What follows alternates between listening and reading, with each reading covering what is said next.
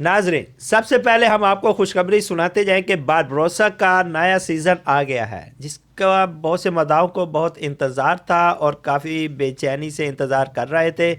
और काफ़ी अरसे से बहुत से मदाहों ने समंदरी फ़ाइट नहीं देखी थी। नाजरीन, इस मरतबा जो बारबरोसा का नया सीज़न आया है तो इसमें बहुत सारी तब्दीलियाँ की गई हैं। एक तो किरदार किए गए हैं, हीरोज़ तब्दील किए गए हैं और दुश्मन भी तब्दील किए गए हैं। और बहुत सारी चीज़ें हैं जो आपको बहुत सारी चेंजिंग नज़र आएगी इस सीज़न में। वो इसलिए हुआ क्योंकि पिछला सीज़न, हालांकि इन्होंने अलजन अल्तान को भी सीज़न में डाला था, लेकिन उसके बावजूद भी वो सीज़न हिट नहीं गया। उसकी रैंकिंग बहुत नीचे रही और बहुत से लोगों ने देखना छोड़ दिया था। और बहुत से मदाहों को मज़ा भी नहीं आया पिछले सीज़न में। इसलिए इस चीज़ को मद्देनज़र रखते हुए इस मर्तबा जो बारबरोसा का जो नया सीज़न आया है, ये बहुत सारी तब्दीलियों के साथ आया है।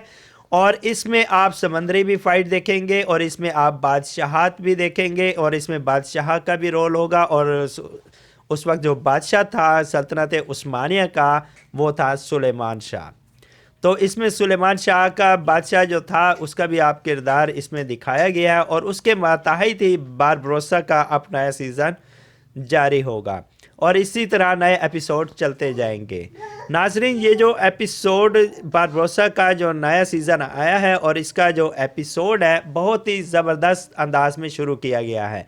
बारबरोसा को शुरू में ही एक बैरी बेड़े पर कब्ज़ा करते हुए इसमें दिखाया गया है और वो निकाब के साथ आता है और दुश्मन के बेड़े पे अकेला ही एक शर्त लगा के आता है कि मैं इस बेड़े पर कब्ज़ा कर लूँगा अकेला और अपने साथियों के साथ। और वो शर्त ये होती है कि अगर ये इस पर कब्ज़ा कर लेगा तो वो जो इसके साथियों के पास इसकी तलवार है वो इसे दे देंगे, जो बादशाह की तरफ से इन्हें दी गई थी। नाज़रीन, बारबरोसा खुफिया तरीके से कश्ती के करीब पहुंचता है तो सिपाही बाज़नतीनी देखता है और उसे पूछता है कि तुम यहाँ क्या कर रहे हो। बारबरोसा कहता है कि मेरी कश्ती को बारबरोसा ने तबाह कर दिया है और मैं आपके कप्तान का शुक्रगुजार हूँ कि उसने मेरे लिए छोटी कश्ती भेजी और मैं इसलिए यहाँ पहुँच गया। जब बारबरोसा नज़दीक पहुँचने लगता है तो सिपाही कहता है कि नज़दीक ना आना वरना मैं तुम्हें मार दूंगा। बारबरोसा कहता है कि तुमने बहुत देर कर दी और ऐसे ही जल्दी से बारबरोसा उस सिपाही को मार देता है। फिर उसके बाद जो 10 मुसलमान कैदी उस कश्ती पर सवार होते हैं बैरी जहाज़ के ऊपर, वो उनको छुड़वाने के लिए नीचे उतरता है और जैसे ही मुसलमान कैदी उसको देखते हैं और वो कहता है, बारबरोसा कहता है कि आप खामोश हो जाओ। खामोशी से वो उनकी जंजीरें खोल देता है और उन्हें कहता है कि अब हम मिलकर इस कश्ती पे तमाम जो बाज़नतीनी सिपाही है उनको हम मिलकर मारेंगे। इसी तरह वो कश्ती पर कब्जा कर लेता है। नाजरीन, दूसरी तरफ चार्ल्स पादरी को अपने किले में मदऊ करता है और उसे 20,000 सोने के सिक्के रिश्वत में देने की कोशिश करता है और पादरी को कहता है कि अगर आप मुझे इस सल्तनत का बादशाह बना दें तो ये मेरी तरफ से आपको तोहफा होगा। पादरी पूछता है कि क्या आप मुझे यहाँ रिश्वत देने के लिए बुलाया था। चार्ल्स कहता है कि ये रकम उस मुकद्दस जंग के लिए मैं देना चाहता हूँ जो हम तुर्कों के साथ शुरू करेंगे। ये आपको रिश्वत नहीं बल्कि ये जंग के लिए मेरा इजाज़ है। पादरी कहता है कि मैं चाहता हूँ कि आप जान लें कि फ्रांस के हुक्मरान फ्रांसिस ने इस पर आपसे कम पेशकश नहीं की। उसने आपसे बहुत ज़्यादा मुझे इसकी पेशकश की है कि मैं उसको इस सल्तनत का बादशाह बना दूँ। पादरी चार्ल्स को अपने करीब बुलाकर कहता है कि ये बात हमारे दरमियान रहे, लेकिन मुझे 200,000 सिक्के नहीं बल्कि 250,000 सिक्के दोगे तो फिर मैं इस बारे में सोच सकता हूँ। चार्ल्स कहता है कि मेरे अजीज़ पादरी, मैं कसम खाता हूँ कि वो आदमी तुर्कों के साथ हमारी लड़ाई में कभी हमारे साथ नहीं दिया। यहाँ तक कि उसे सुलेमान को भीख के लिए खत लिखते हुए शर्म नहीं है जब मेरे शोहर ने उसे पकड़ लिया। चार्ल्स की बीवी कहती है, ऐसा शख्स उसके वादों पर भरोसा नहीं किया जा सकता। पादरी कहता है कि इस ताकत के साथ जो मुझे खुदा की तरफ से दी गई है, मैं फैसला करूंगा कि वो कौन होगा जो मुकद्दस रोम सल्तनत का ताज पहनेगा। तुम दोनों में से किसी में फ़र्क किए बगैर मैं इसका फैसला करूंगा। ये सुनने के बाद चार्ल्स अपना संदूक उठाने लगता है, तो पादरी उस संदूक के ऊपर अपना पाँव रख के कहता है कि तुम अपना तोहफा यहीं रख दो चार्ल्स, अभी मैंने फैसला नहीं किया कि मैंने किसको बादशाह बनाना है। इतनी देर में एक कमांडर पादरी को आकर बताता है कि आपको परेशान करने के लिए माजरत चाहता हूं, लेकिन आपको ये सुनना होगा जो मैंने सुना है। पादरी पूछता है कि वो क्या आपने सुना है? तो कमांडर कहता है कि बारबरोसा की तरफ से एक आफत आई है, उसने अकेले ही ओलिवा में एक जहाज पर कब्जा कर लिया जिस पर मुसलमान गुलाम सवार थे। पादरी कहता है कि क्या ये वाकई नामुमकिन है? कमांडर कहता है कि लानत हो उस पर, और उससे भी बदतर यह हुआ कि उसने ओलिवा के गवर्नर की बेटी को भी अगवा कर लिया है। ये सुनने के बाद पादरी परेशान हो जाता है। कमांडर कहता है कि मैं आपसे मशवरा लेने के लिए यहाँ आया हूँ, इसलिए मैंने इससे पहले कार्रवाई नहीं की। अगर आप मुझे इजाज़त देते हैं तो मैं फिर जाकर इसके खिलाफ कार्रवाई कर सकता हूँ। पादरी चार्ल्स को कहता है कि अगर तुम मुकद्दस रूम का ताज पहनना चाहते हो तो फिर ये तुम्हारे लिए बहुत अच्छा मौका है और तुम उसे फौरन पकड़कर मेरे पास ले आओ। चार्ल्स कमांडर को कहता है कि गरनाता के 3 बैरी जहाज अपने साथ ले जाओ। मैं चाहता हूं कि बारबरोसा अलजायर पहुंचने से पहले मर जाए, लेकिन पादरी उसे रोकते हुए कहता है कि नहीं कमांडर, अगर तुम बारबरोसा को जिंदा पकड़कर ले आते हो तो ये जितने भी मेरे पास सोने के सिक्के हैं इसमें से आधा हिस्सा सिर्फ तुम्हारा होगा। कमांडर ये सुनने के बाद पुरजोश हो जाता है और फौरन वहां से रवाना हो जाता है। कमांडर अपने बैरी जहाज में बैठकर सोचता है कि क्योंकि बारबरोसा ने अकेला ही जहाज पर कब्जा किया है तो फिर इसका मतलब है कि उसके तमाम जंगजू उससे बहुत दूर है। तो वो कमांडर कहता है कि तुम देखोगे कि अब मैं तुम्हें कैसे मारूंगा बारबरोसा को। कमांडर के पास बैरी जहाज का कप्तान आकर कहता है कि हम एक तूफान की तरफ जा रहे हैं, क्या हमें पीछे हटना चाहिए? कमांडर कहता है कि नहीं। बारबरोसा और उसके साथी एक जजीरे पर बैठकर खाना खा रहे होते हैं और उसका साथी कहता है बारबरोसा के कि अल्लाह का शुक्र है कि हमारे पास खाना है जो हम खा सकते हैं, क्योंकि इस वक्त हम एक तूफान में घिरे हुए हैं। बारबरोसा कहता है कि सिपाहियों ने आराम कर लिया होगा और कुछ खा लिया होगा, हमें अब निकलना चाहिए क्योंकि हिस्पानवी दस्ता हमारे पीछे होगा, जबकि गवर्नर की बेटी यहाँ जरगमाल है। सिपाही कहता है कि वो ऐसे नहीं कर सकते। बारबरोसा कहता है कि हम कभी नहीं जान सकते कि काफिर क्या करेंगे साले, हमें होशियार रहना चाहिए। बारबरोसा का भतीजा जिसका नाम यया है, यया देखता है कि गवर्नर की बेटी कुछ खा नहीं रही, तो बारबरोसा उसे कहता है कि यया तुम जाकर गवर्नर की बेटी को खाना खिलाओ, वरना लोग कहेंगे कि मैंने गवर्नर की बेटी को भूखा मारा है। और यया गवर्नर की बेटी के पास आकर कहता है कि तुम खाना क्यों नहीं खा रही? मेरे चचा ने कहा कि तुम्हें खुद खाना खिलाओ, अगर तुम भूख से मर जाओ तो हम तुम्हारे बाप को नहीं समझा सकेंगे। गवर्नर की बेटी कहते हैं कि उसे मुझे अगवा करने से पहले इसके बारे में सोचना चाहिए था। मैं नहीं खाऊंगी, आपकी मदद हासिल करने की बजाय मैं भूखा मरना पसंद करूंगी। यया कहता है ठीक है, अगर मैं तुम्हारी जगह पे होता तो मैं जिंदा रहना पसंद करता। आप कभी नहीं जान सकते कि किस्मत क्या आगे लाने वाली है। यया कहता है लेकिन फ्रैंक खवातीन होशियार नहीं है। ये सुनने के बाद शहजादी बड़े मगरूनाना अंदाज में कहती है सबसे पहले आपको एक औरत से बात करने का तरीका सीखना चाहिए, और मैं एक औरत नहीं हूँ, मैं हस्प्रिक की एक शरीफ लड़की हूँ। गवर्नर की बेटी कहती है नेस मेरा नाम मिलान के सेनेट वलेरा के नाम पर रखा गया था। यया कहता है किसने रखा था?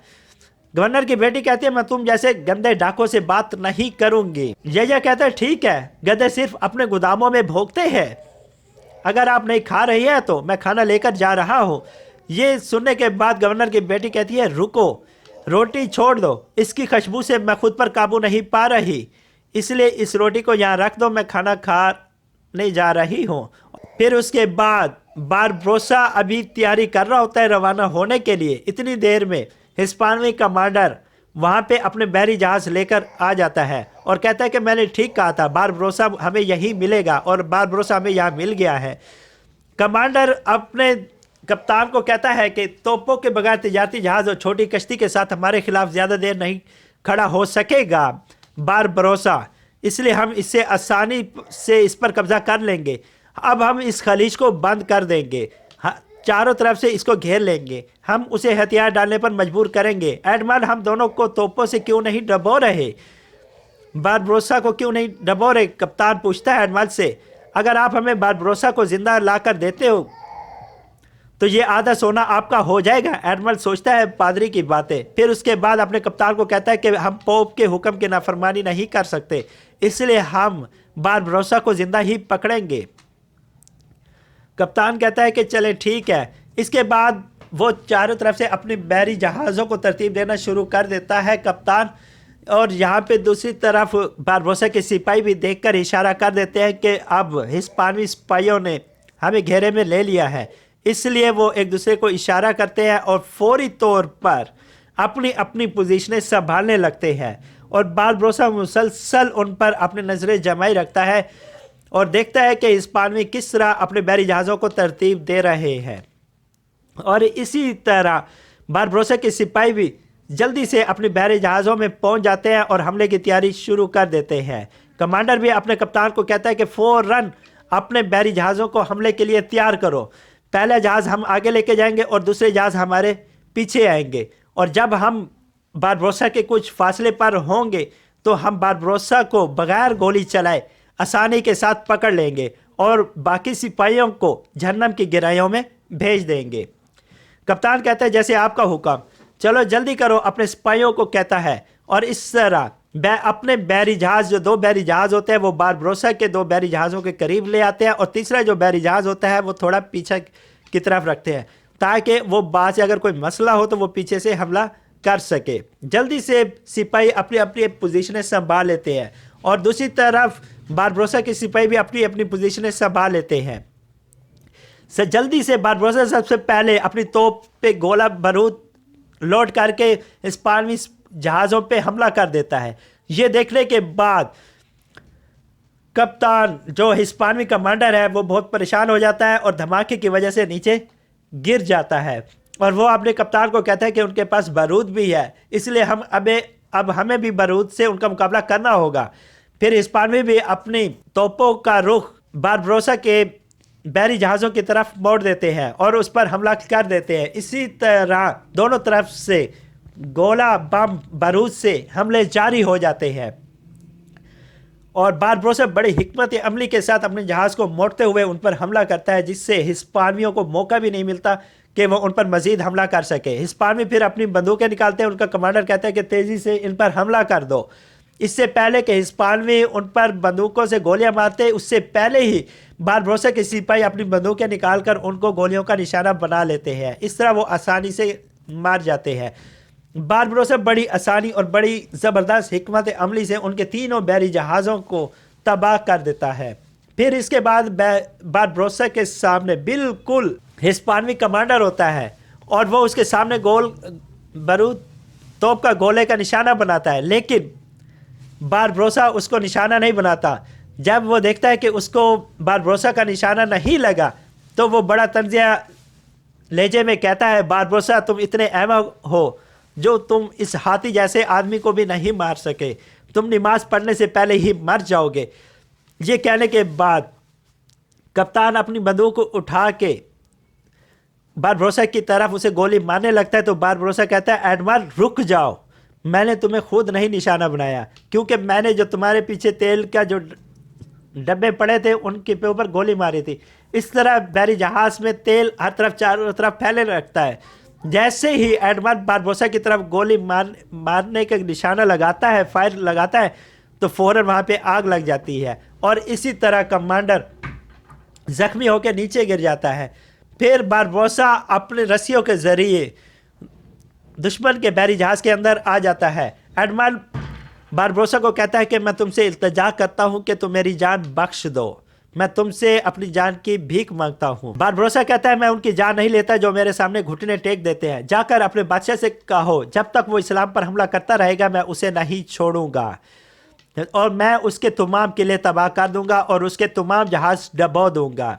ये कहने के बाद बारबरोसा उस कमांडर को छोड़ देता है और उसके परचम को बहरी जहाज़ के ऊपर जो लगा होता है उसको अपनी तलवार से नीचे गिरा देता है, और फिर उस परचम को उठा लेता है। बारबरोसा इसके बाद कहता है कि ये सारा अल्लाह का फजल है कि उसने हमें शानदार फतह नसीब की। फिर इसके बाद एक जजीरे पर बारबरोसा और उसके साथी अपने जख्मी सिपाहियों को लेकर पहुंच जाते हैं, और बारबरोसा अपने भतीजे यया और अपने साथी कुछ साथियों को कहता है कि अब तुम इस वक्त यहाँ से चले, क्योंकि हमने दुश्मनों को शिकस्त दे दी है, हमारा बहुत नुकसान हुआ है, मेरे पास जहाज छोड़ दो और अलजायर आप वापस चले जाओ, मैं यहाँ सिपाहियों के साथ रहूँगा और अपने शहीदों को दफन करूँगा। सिपाही कहते हैं हम आपको अकेला छोड़कर नहीं जा सकते खैरुद्दीन, अगर हिस्पानवी वापस आ गए तो क्या होगा। बारबरोसा कहता है कि वो नहीं आ सकते, वो अपने साहिल पर पहले ही अपने नुकसान का मातम कर रहे होंगे, हम लड़की के साथ क्या करेंगे। यया पूछता है, वो रो रही है और बार बार पूछ रही है कि अब वो कहाँ जाएगी। बारबरोसा कहता है कि ऐसा नहीं है कि हम उसे समंदर में फेंक दें, ज़्यादा वक्त ज़ाया ना करो और अभी यहाँ से चले जाओ और सलामती के साथ वापस जाओ। सिपाही कहते हैं कि अल्लाह आपको अपनी हिफाजत में सलामत रखे, और फिर वहाँ से वो सिपाही रवाना हो जाते हैं। पादरी के पास वो कमांडर आके बताता है कि बारबरोसा ने हमारी बहरी जहाज़ों पर कब्जा कर लिया और उन्हें डबो दिया है और हमें बहुत बुरी तरह शिकस्त दी है। ये सुनने के बाद चार्लिस उस कमांडर को कहता है तो उस अदना ज़िंदगी ने मुझे तो ख़तरा लाहक किया है। हाँ, स्पेन के अजीम हुक्मरान चार्लिस V के लिए उस कमांडर को ज़ोरदार थप्पड़ मारते हुए कहता है तुम सल्तनत के झंडे की हिफाजत भी ना कर सके। अगर आप चाहते हैं कि कमांडर कहता है कि अगर आप चाहते हैं कि मैं बारबरोसा को मार दूं, यकीन करें कि मैं ये आसानी से कर सकता था, लेकिन चूंकि आप चाहते थे कि मैं उससे जिंदा लेकर आऊं। ये सुनने के बाद पादरी कहते हैं कि तुम मुझ पर इल्ज़ाम लगा रहे हो, तुम्हारे ख्याल में कि मैं गलत हूँ। होशियार रहो एडमंड, मैं खुदा की ज़मीन पर उसका हम सफ़र हूँ, और कोई जो मुझ पर इल्ज़ाम लगाता है वो गोया खुदा पर इल्ज़ाम लगाता है, तुम ऐसी बातें कैसे कर सकते हो। चार्लिस को कहता है इंतज़ार करो, नहीं रुको। कमांडर कहता है कि मुझे ना मारो, मैं बारबरोसा को आपके लिए मार सकता हूँ आसानी से, लेकिन चार्लिस उसकी बिल्कुल भी नहीं सुनता और कमांडर को एक तलवार के ज़रिए मार देता है, और फिर सिपाही उसकी लाश लेकर वहाँ से चले जाते हैं। गवर्नर बातरी से पूछता है क्या मैं आपसे पूछ सकता हूं कि मेरी बेटी वलेरिया को बचाने के लिए आप क्या करने जा रहे हैं। चार्लिस कहता है कि खामोश हो जाओ और पीछे हट जाओ। फिर इसके बाद पादरी कहता है कि जब से तुर्कों का सुल्तान आया है मेरी नींदें उड़ गई हैं, वो वियना के दरवाजे पर दस्तक दे रहा है चार्लिस, और अब सबसे पहले हमें बारबरोसा से निपटने की ज़रूरत है। चार्लिस कहता है हमें दर हकीकत सोने में परेशानी होगी अगर हम बैर रूम पर काबू खो देते हैं। फिर इसे ठीक करो, पादरी कहता है हमें उसे एकदम शिकस्त देनी है। चार्लिस की बीवी कहती है जनाब अगर आप मुझे इजाज़त दे तो मैं आपको अपनी राय देना चाहती हूँ। पादरी कहता है कि बोलो इजाबेल। इजाबेल कहती है कि हमें उसे शिकस्त देने के लिए बारबरोसा जैसे किसी की ज़रूरत है, और ऐसे आदमी की ज़रूरत है जो समंदर पर रहता हो और वो बहादुर भी हो। पादरी पूछता है कि क्या हमारे दरमियान ईसा का कोई ऐसा खादिम है। इजाबेल कहती है जी हाँ, एडमल एंड्रिया दोरिया एक ऐसा शख्स है जो उसे शिकस्त दे सकता है। दूसरी तरफ दूसरा हिस्पानवी शहजादा जैसे ही अपने महल से बाहर निकलता है तो वही बहादुर आदमी जिसका इजाबेल ने जिक्र किया था वो उसके सिपाही को कैदी बनाकर उसी के पास ले आता है फ्रांसिस के बाद, और वो उसे कहता है कि मुझे अब तक मर जाना चाहिए था क्योंकि तुमने मुझे इसको मारने के लिए मेरे पीछे भेजा था। फ्रांसिस कहता है अपने सिपाहियों को अपने हथियारों को नीचे करो, इसको नहीं मारना। डाकू कहता है क्या तुमने अपने बेकार कमांडर को मुझे मारने के लिए भेजा था। फ्रांसिस कहता है कि मैं नहीं चाहता कि आप मजीद फ्रांस नेवी के इंचार्ज बने दोरिया, मैं ऐसे मत चाहता हूं जो पूरी तरह मेरी बात माने, लेकिन आप अपने बादशाह की भी नहीं सुनते। दोरिया कहता है कि तुम मेरे बादशाह नहीं हो और मैं तुम्हारा आदमी नहीं हूँ, क्योंकि तुमने मुझे वो सोना अदा नहीं किया जो तुम्हारे और हमारे दरमियान सौदा हुआ था, इसलिए हमारा सौदा टूट गया और अब तुम मुझे मारने की कोशिश कर रहे हो। फ्रांसिस कहता है उसका मकसद आपको पकड़ना और आपकी कश्तियों पर कब्जा करना था, आपको मारना नहीं था। दोरिया कहता है अगर मेरी महबूबा कसम खाए कि वो मुझसे सच कह रही है, अगरचे मैं जानता हूं कि वो झूठ बोल रही है, मैं उस पर यकीन करूंगा, लेकिन तुम मेरे महबूब नहीं हो। क्या तुम हो? तुमने मुझे रोकने की कोशिश की, चार्लिस के साथ वायदा करके, क्या तुम देखना चाहते हो कि ये तुम्हें अब कहाँ तक ले आया है? देखो, ये इसके बाद दोरिया उसके कमांडर के गर्दन पर तलवार फेरते हुए उसे मार देता है और फिर वो वहाँ से आसानी के साथ चल पड़ता है। पादरी कहता है कि आप उस दोरिया को अपने पास ले आए और उसको उसके बारबरोसा के खिलाफ लड़ने के अहकाम जारी करें। चार्लिस कहता है कि हम ऐसा नहीं कर सकते। सबसे पहले कि वो एक लालची आदमी है और वो अब फ्रांस के बादशाह फ्रांसिस की भी खिदमत कर रहा है। पादरी कहता है फिर आपको उसे कायल करने की ज़रूरत है। ये आपको बहुत महंगा पड़ सकता है, लेकिन मेरे ख्याल में मुकद्दस रूम का बादशाह बनना मुनासिब कीमत है इसके लिए। ये सुनने के बाद चार्लिस अपने ख्यालात तब्दील करता है और कहता है कि चलो ठीक है। पादरी कहता है मैं आज रात रोम वापसी का सफ़र शुरू करूँगा। मुझे उम्मीद है कि अगली बार जब मैं आपसे मिलूँगा आप मुझे मुकद्दस वली अहद देंगे चार्लिस। इसके बाद चार्लिस और उसकी बीवी वहाँ से चली जाती है। चार्लिस अपनी बीवी को कहता है कि क्या तुम खामोश नहीं रह सकती थी? इज़ाबेल कहती है मैंने आपको पोप के सामने मायूस होने से बचाया है, आपको मेरा शुक्रिया अदा करना चाहिए। क्या आप जानती हैं? चार्लिस कहता है कि क्या आप जानती हैं कि मुझे इसकी कितनी कीमत चुकानी पड़ेगी? वो आदमी एंड्रो दोरिया हर साल फ्रांसिस से 60,000 सोने के संदूक लेता है। फिर चार्लिस की बीवी कहती है फिर हमें उसे 70,000 सोने के संदूक अदा करने पड़ेंगे। वो एक किराए का आदमी है, वो इसके लिए लड़ेगा जो सबसे ज़्यादा अदायगी करेगा। चार्लिस कहता है कि आपको लगता है कि मैं सोने की कान का मालिक हूँ? जब मैं पोप को 2,000 सिक्के अदा कर रहा था तो क्या आप मेरे साथ नहीं थी? मैं तुर्कों के खिलाफ लड़ने के लिए अपना सब कुछ खर्च कर रहा हूँ। मेरे पास दोरिया को देने के लिए पैसे नहीं है। इज़ाबेल कहती है फ्रांस के पास भी नहीं थे जब उसने दोरिया को सिक्के अदा किए थे। आपके ख्याल में उसने दोरिया को कितनी रकम दी?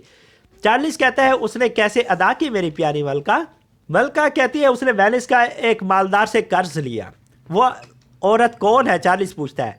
इज़ाबेल कहती है वो मर्द नहीं है, औरत है, म्यादी लोनिया।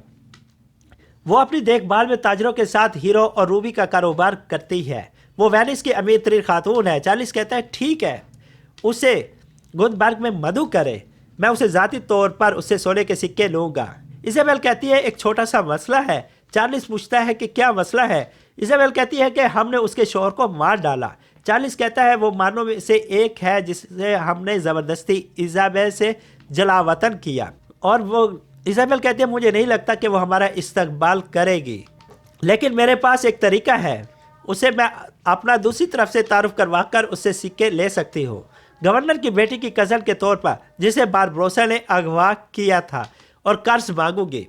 दूसरी तरफ खैरुद्दीन बारबरोसा अपने बिस्तर पर सोए होता है कि अचानक सुल्तान सुलेमान शाह का एक वज़ीर बारबरोसा के करीब पहुंचता है। तो जैसे ही पहुंचता है तो बारबरोसा अपना खंजर फ़ौरन निकाल कर उसकी गर्दन पर रखकर बताता है कि मुझे एक अच्छी वजह बताओ कि मैं तुम्हें यहाँ ना मारूं। वज़ीर कहता है कि रुकिए खैरुद्दीन साहब, मैं सल्तनत उस्मानिया के बादशाह का एक वज़ीर हूँ और मेरा नाम मुस्तफ़ा है। मैं आपको ढूंढने अलजज़ायर जा रहा था। रास्ते में मेरी मुलाकात आयदीन और साले रईस से हुई और उन्होंने मुझे बताया कि आप यहाँ हैं। बारबरोसा कहता है कि वो आपको नहीं कह सकते चाहे आप उन्हें मार भी दे। मुस्तफ़ा कहता है कि जब मैंने उनसे कहा कि मैं आपके लिए अपने सुल्तान का खसूसी ख़त लाया हूँ तो उन्होंने मुझे जाने दिया। यकीन नहीं आता तो देख ले, मेरे पास अजीम सुल्तान का फरमान है। बारबरोसा ये देखने के बाद फिर उस मुस्तफ़ा की गर्दन से अपना खंजर हटा देता है और उससे वो फरमान लेकर पढ़ने लगता है, उस फरमान में लिखा होता है कि आप अलजज़ायर के फातह है गाजी खैरुद्दीन साहब। जब आपको मेरे इकामात मसूल हो तो फ़ौरन मुझसे मिलने आइए, क्योंकि मुझे एक अहम मामले में आपकी ज़रूरत है। हक आपको दुश्मनों के खिलाफ फतह दे। सुलेमान शाह, शाहों का शाह। फिर उसके बाद वो फरमान पढ़ने के बाद खैरुद्दीन बारबरोसा फ़ौरन ही सुल्तान सुलेमान शाह के महल में हाजिर होता है और हाजिर होकर मुस्तफ़ा से कहता है क्या हमारे सुल्तान यहाँ मौजूद है? मुस्तफ़ा कहता है सुल्तान हज़रत ने आपको यहाँ बुलाया था ताकि आपसे चुपके से बात कर सके। उनके बोलने से पहले आपने कुछ नहीं बोलना, आपने खामोशी इख्तियार करनी है। ये सुनने के बाद बारबरोसा और मुस्तफ़ा बादशाह के कमरे के अंदर दाखिल होते हैं जहाँ बादशाह नमाज अदा कर रहा होता है। बादशाह नमाज पढ़ने के बाद दुआ मांगता है। दुआ मांगने के बाद मुस्तफ़ा के बारबरोसा के करीब आता है। जैसे ही करीब आता है तो बारबरोसा बादशाह की पोशाक का बोसा लेता है और बादशाह उसे उठाकर कहता है कि खुश आमदीद बारबरोसा। बादशाह कहता है कि जैसा सब कहते हैं कि आप इतने ही बहादुर हैं, आप कैसा महसूस करते हैं बारबरोसा? बारबरोसा कहता है कि अल्हम्दुलिल्लाह मेरे सुल्तान, मैं जो भी लड़ता हूँ, जो भी करता हूँ, आलमी इस्लाम को वसअत देने के लिए लड़ता हूँ, ना कि मैं सिक्कों और सोने के लिए ऐसा करता हूँ। अगर आपको ये मुनासिब लगे और आप मुझे इजाज़त दें, मैं आपको सल्तनत स्पेन का परचम देना चाहूँगा जिसे हमने शिकस्त दी है। ये कहने के बाद बारबरोसा वो परचम बादशाह के हवाले कर देता है। बादशाह परचम पकड़ने के बाद कहता है कि इसने मुझे बहुत परेशान किया। वियना से वापस आते हुए उस वक्त मौसम सर्मा था। खैरुद्दीन रईस, ये परचम काबिल तारीफ है। इसके के बाद बादशाह उस परचम के ऊपर हाथ रखते हुए कहता है, आपको इस दुनिया में आखरत दुनिया और आखरत में सुकून नसीब हो। बारबरोसा कहते हैं कि आपको भी मेरे सुल्तान, अगर मैंने आपका दिल खुश कर दिया है तो ये मेरे लिए भी खुशी की बात है। इसके बाद बादशाह वो परचम मुस्तफ़ा को दे देता है। बादशाह बारबरोसा को कहता है कि आप हैरान तो होंगे कि मैंने आपको यहाँ क्यों बुलाया है। बारबरोसा कहता है, मैं झूठ नहीं बोल सकता मेरे सुल्तान जी, मुझे हैरत हुई है। इसके बाद बादशाह कहता है कि तुम मेरे साथ चलो। बादशाह मुस्तफ़ा को कहता है कि क्या हमारा कमरा तैयार है? मुस्तफ़ा कहता है कि जी हमारा कमरा तैयार है।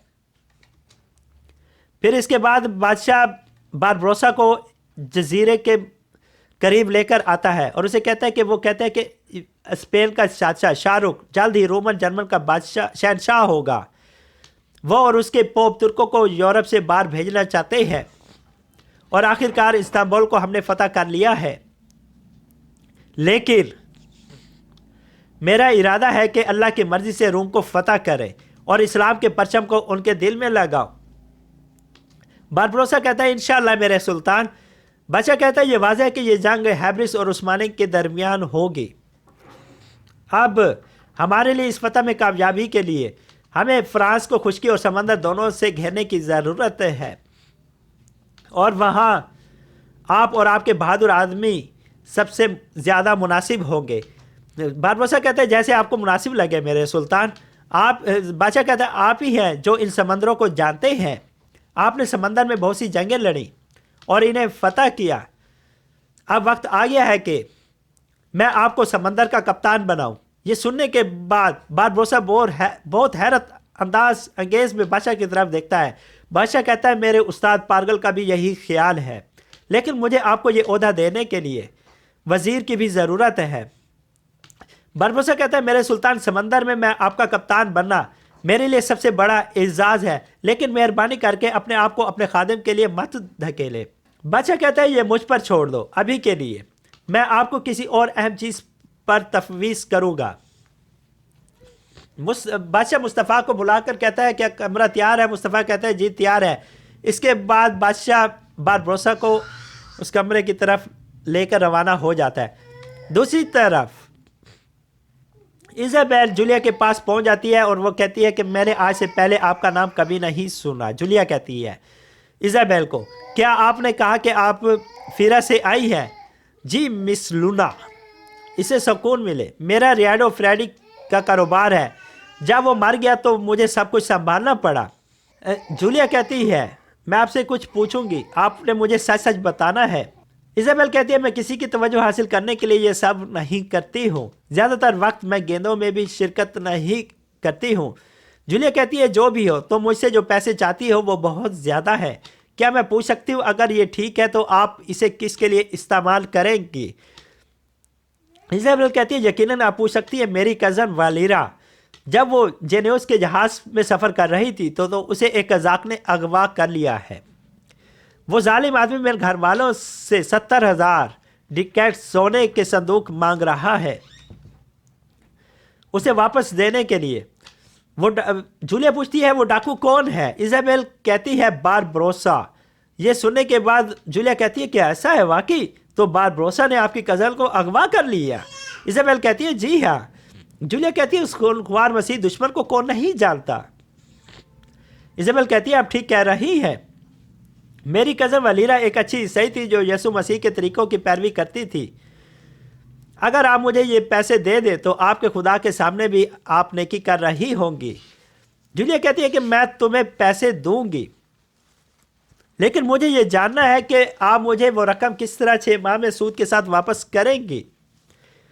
इजाबेल कहती है सान जाजियों का मुझ पर 100,000 संदूक सिक्कों का वाजिबुल अदा है। जब वो मुझे वापस करेगा तो मैं आपसे वादा करती हूँ कि मैं आपको पैसे दे दूंगी। जूलिया कहती है सान जार्जियो आपका मकरूज है क्या? इजाबेल कहती है जी हाँ। ये वाज़ेह नहीं है कि कौन किसका मकरूज है और कौन किसका गुलाम है और किसने किसको कितना कर्ज देना है। जूलिया कहती है कि आप ठीक कह रही है, लेकिन मुझे फिर भी आपसे रकम लेने की ज़रूरत है। कुछ ना कुछ आपको मुझे देना पड़ेगा। इसलिए आपके हाथ में जो हीरे की अंगूठी है वो आप इस वक्त मुझे दे दे ज़मानत के तौर पर, ताकि मैं आपको सोने के संदूक के सिक्के दे सकूं। फिर इसके बाद वो इजाबेल अपनी अंगूठी जूलिया को दे देती है। इसके बाद जूलिया अपने सिपाही को बुलाती है और कहती है कि इजाबेल को 70,000 सोने के संदूक दे दो और इस काम को यकीनी बनाओ कि इन्हें वहाँ तक आसानी से पहुँच जाए। इजाबेल उसका शुक्रिया अदा करके वहाँ से रवाना हो जाती है और उसे सोने के संदूक भी मिल जाते हैं। सुल्तान बारबरोसा को कहता है कि ये देखे ये है वो ज़मीनें जहाँ हमारा दुश्मन कुत्ता चार्ल्स जल्द ही हुकूमत करने वाला है। फिर इसके बाद बादशाह बारबरोसा को कहता है ताहम अगर हम फ्रांसीसियों से पहले उनकी हरकत के बारे में नहीं जानते और उनको जंग से पहले कमज़ोर कर दिया जाए तो हम कामयाब नहीं हो सकेंगे। इस वजह से मैं चाहता हूँ कि आप एक खुफिया तंजीम शुरू करें। उस तंजीम को इत्तेमाद का नाम दिया जाएगा। बारबरोसा बड़ी हैरत अंगेज अंदाज में बादशाह की तरफ देखते हैं। बादशाह कहते हैं तंजीम में आप खुद देगर कप्तानों के साथ मालूमात हासिल करें और कार्रवाई करें। ताहम ना ही फ्रांसीसी और ना ही महल के अंदर हमारे वजीर इस तंजीम के बारे में नहीं जान सकेंगे। आपने किसी को भी इसके बारे में बिल्कुल नहीं बताना। मजीद ये कि आप खुफिया तौर पर इस्तांबुल के अंदर और बाहर आ जा सकेंगे। महल के बाहर आप जब भी आएंगे महल के बाहर मुझसे मिलेंगे और ज़ाती तौर पर मुझे मालूमात आप पहुंचाएंगे। बारबरोसा कहता है कि जैसे आपका हुक्म मेरे सुल्तान। बादशाह कहता है इस कोशिश में आपकी मदद के लिए ताजी जुगलज़ादे उस्मान साहब को भेजा है मैंने। तंजीम में ऐसे आदमियों को भर्ती करने के लिए जो आपकी ज़बान समझने में मदद करेंगे। उसे ढूंढो और अपना काम फ़ौरन शुरू करो। बारबरोसा कहता है मैं जैसे ही अलजायर वापस जाऊंगा और अपने रईस से बात करूंगा मेरे सुल्तान। बादशाह कहते हैं ताकि आपका काम पूरा कर सके आपको फ़ौरन अलजायर छोड़ना चाहिए, अपनी जगह किसी को मुकर्रर करें और अपने ख़ानदान को दारुल हुकूमत ले आए खैरुद्दीन रईस। बारबरोसा कहते हैं कि आप ठीक कहते हैं मेरे सुल्तान। बादशाह कहता है मैं वाकिफ़ हूँ समंदरी तिजारत के बारे में जो आपका ख़ानदान अलजायर में कर रहा है। मैं उन्हें गलाता में एक बंदरगाह फराहम करूँगा। बारबरोसा कहता है मैं अपनी रियासत के तोहफे की तारीफ़ करता हूँ, ताहम मैं ऐसे जायदाद के लिए मैं ये जो सब कुछ जायदाद के लिए नहीं कर रहा हूँ। मैं मोहम्मद के तमाम बंदों के साथ आपकी दुआओं में भी शामिल होने के लिए ये कर रहा हूँ और इस्लाम के झंडे को पूरी दुनिया में लेकर जाना चाहता हूँ। मैं आपसे कुछ पूछना चाहता हूँ बादशाह सलामत, अगर आप मुझे इजाज़त दें तो। बादशाह कहता है कि पूछिए खैरुद्दीन।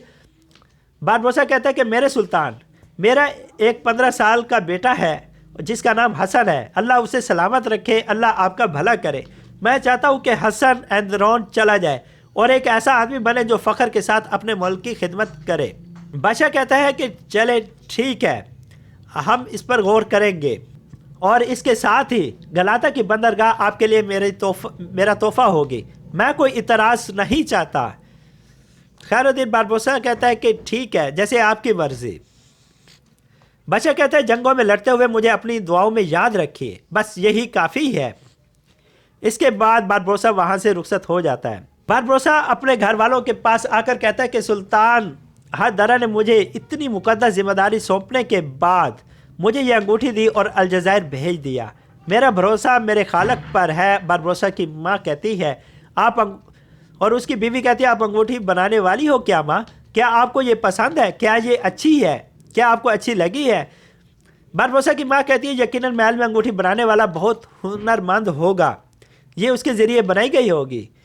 तो इसीलिए सुल्तान ने कोई बाजार की तो अंगूठी बारबरोसा को दी नहीं है, और इसलिए उसने अपनी सबसे मुकद्दस अंगूठी बारबरोसा को तोहफे में दी है। बारबरोसा का बेटा अंगूठी पकड़ने के बाद कहता है कि मैं इससे वक्तन फवक्तन क्या मैं पहन सकता हूँ? बारबरोसा की माँ कहती है, नहीं हसन, ये सुल्तान का तोहफा है, इसे सिर्फ तुम्हारे बाबा ही पहन सकते हैं, ये ले। बारबरोसा की बीवी पूछती है कि क्या हम दारुल हुकूमत जा रहे हैं?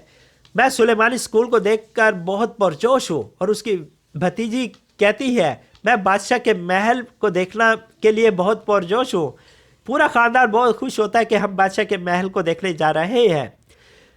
बारबरोसा की भतीजी अपने चचा के पास आकर कहती है, क्या बादशाह आपका दोस्त है? क्या वो हमें महल देखने की इजाज़त देगा? क्या हम उससे पूछेंगे? क्या मैं अपने गिरोह के साथ वहाँ जा सकती हूँ? बारबरोसा पूछते हैं कि गिरोह क्या है? और उसकी बीवी कहती है कि इसने महल्ले की लड़कियों के साथ एक गिरोह बना लिया है, ये लड़कों से लड़ती है, इसे देखो ये अभी से लड़कों से लड़ती है। फिर उसे कहती है कि तुम यहाँ से उठो। बारबरोसा का बेटा कहता है कि मैं अपने बाबा के साथ रहूँगा और इनके साथ हमलों में शामिल होऊंगा, और मैं भी अपने बाबा की तरह एक बहादुर बनूंगा और अपने बाबा की तरह लड़ूंगा और किले फतह करूँगा। बारबरोसा कहता है कि नहीं हसन, आप इस्तांबुल जा रहे हैं, आप एंदरोन में तालिब इल्म होंगे, आप एंदरोन जाएंगे और आलिम बन जाएंगे, मुझे आपसे यही उम्मीद है। बारबरोसा का बेटा कहता है कि मैं कोई आलिम नहीं बनना चाहता, मैं यहाँ आपके साथ रहना चाहता हूँ। बारबरोसा कहता है, हसन मुझे कोई इतराज़ नहीं है, देखो मैंने अपने सुल्तान से पूछा है, अगर आप नहीं गए तो मैं मायूस हो जाऊँगा। हसन कहता है, शायद आपको अपने बेटे से पहले पूछ लेना चाहिए था। ये कहने के बाद हसन गुस्सा करते हुए वहाँ से चला जाता है और उठकर चला जाता है। इसके बाद पूरे घर वाले वहाँ से जाने के लिए तैयारियां करना शुरू कर देते हैं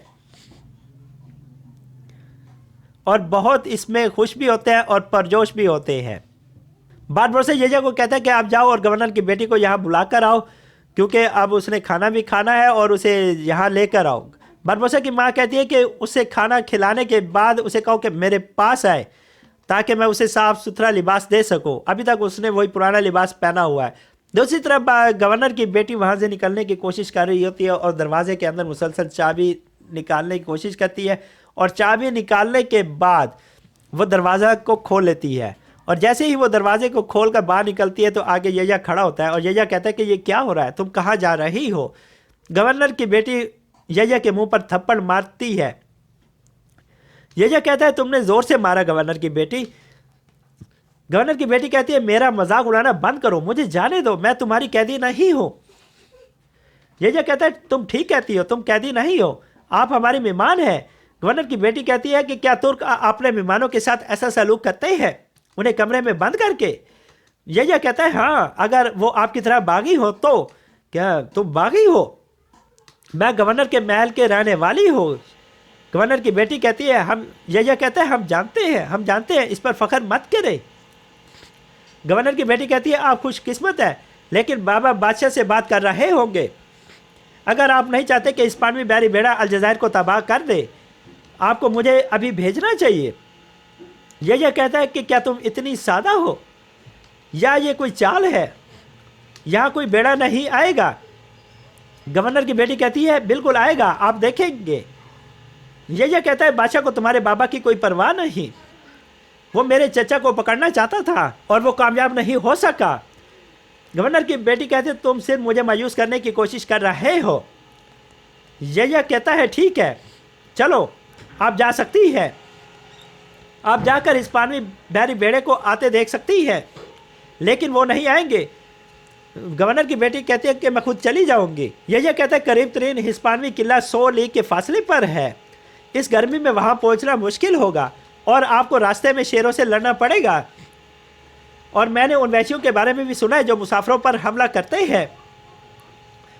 गवर्नर की बेटी कहती है, फिर मेरा क्या होगा? क्या मैं बस यहाँ हमेशा के लिए कैदी बनकर रहूंगी? यह कहता है, जैसा कि मैंने कहा, आप कोई कैदी नहीं है, आप हमारी मेहमान हैं। मेरे चचा आपकी किस्मत का फैसला करेंगे। गवर्नर की बेटी यया का हाथ पकड़ते हुए कहती है, आप अपनी माँ को राजी करो कि वो मुझे जाने दे। यया कहता है कि ये मैं नहीं कर सकता, मेरे चचा मुझसे गुस्सा होंगे कि उन्होंने बैरी बेड़ा भेज दिया, हालांकि तुम यहाँ हो। मैं उन्हें मजीद नाराज नहीं कर सकता। दादी के पास साफ कपड़े हैं, आप उनके पास चली जाए। खाने के बाद वो आपको साफ कपड़े दे देंगे। फिर इसके बाद यया वहाँ से चला जाता है। नाजरीन, बारबरोसा मुकम्मल ड्रामा उर्दू ज़बान, उर्दू डबिंग, उर्दू आवाज़ के साथ देखने के लिए आप हमारी वेबसाइट kurulusas.com पर विजिट करें। वहाँ पे आपको तमाम ड्रामे उर्दू ज़बान, उर्दू आवाज़ के साथ मिल जाएंगे, बहुत अच्छी डबिंग के साथ। आप वहाँ पर तमाम ड्रामे उर्दू ज़बान के साथ देख सकते हैं।